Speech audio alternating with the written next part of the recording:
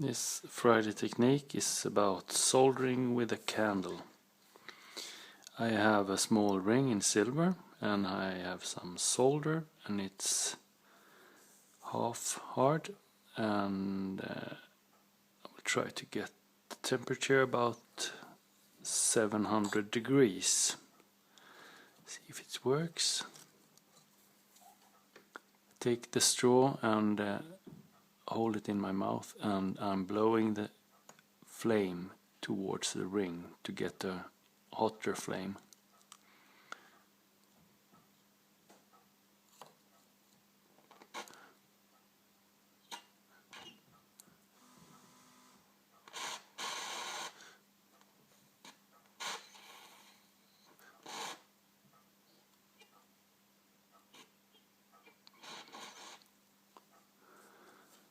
Okay, and now it's soldered.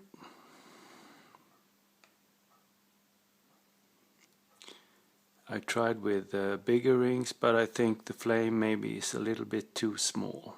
Thank you for watching.